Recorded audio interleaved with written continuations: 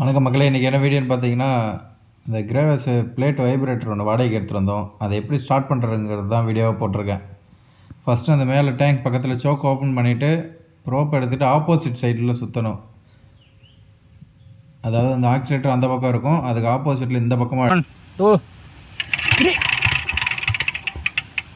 அப்பா அது வீலை ஷேக் பண்ணியா இப்போ நிற்கிது பாரு. இந்த நம்ம இதில் கம்ப்ரெஷர் தள்ளுறோம் பாரு, அதே அதை வெளியே வை. இன்னும் சோக்கு. Hello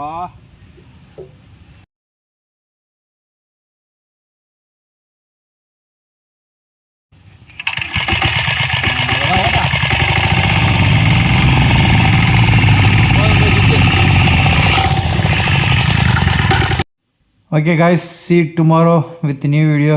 Bye bye.